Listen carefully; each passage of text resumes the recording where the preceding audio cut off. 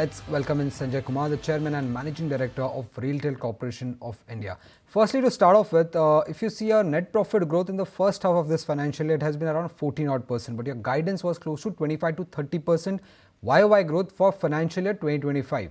Now, are you lowering your guidance? And if you're not doing that, then what are the factors because of which you're so confident of achieving such a high kind of growth in the second half of this financial year?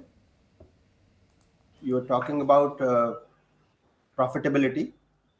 So there are some one-off business implementations which really worked, but otherwise on an yearly average basis, we will maintain same profit margins in this current financial year, almost close to that. But so on absolute basis, if you look at it, the net profit growth, it will still be lower, right?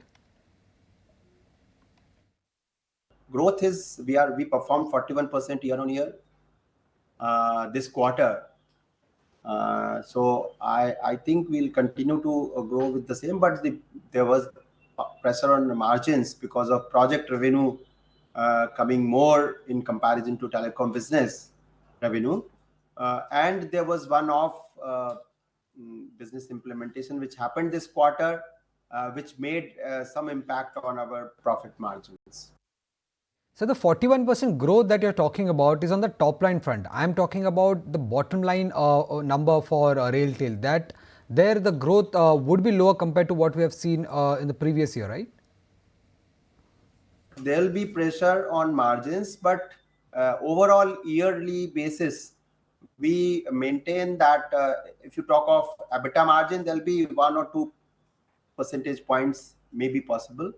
On overall PAT basis, the margins will be slightly maybe 8 to 9% in the range. Last year it was close to 9, so we should be around that only. Point taken. Hi, Mr. Kumar. This is Anisha also joining in the conversation. Wanted to shift focus and talk about the order inflows because the order book, I believe, is close to 5,250 crore. What's the pipeline looking like for the rest of the year? So we should be getting orders somewhere around to 2,500 to 3,000 crore. That is what we are expecting. But again, since these businesses are going to come through bids, we cannot be very sure. Last half, we have till October, I think we have around 1,300 plus new orders coming in.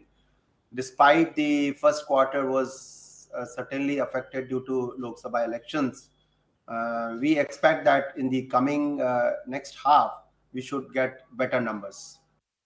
Okay, so that's about the order inflow, but specifically on Kavach, when will those orders start trickling in?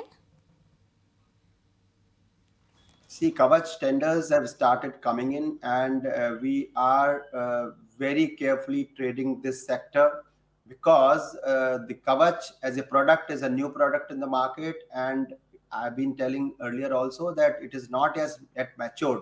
But we are bidding in the tender. One of such tenders is due next week, and we expect that this financial year there will be somewhere around 1,000 plus crore tenders coming in, and we expect a sizable amount, maybe 20% at least, coming to our kitty in the current financial year. But next financial year is going to be really a good scene as I can perceive. Then we will be also seeing the market dynamics and the implementability of these Kavach systems on field. And lastly, sir, are you looking for an alternate partner when it comes to Kavach technology? Because your current partner, Quadrant, is still not qualified, right? With how many players are you in talks, and by when can the same get finalized? See, there were some issues with our partners, with partnership with Quadrant, but those issues we have resolved, and they have basically presented the scenario that their product is going to be approved very shortly. There were apprehensions in our mind that the product approval might take some more time. So now we are going with Quadrant only. we have decided that we will be going with them. But the option with the alternative will always remain open if something happens here. Right now, the situation is not demanding for that. If you like this video, then like, share and subscribe to ET Now.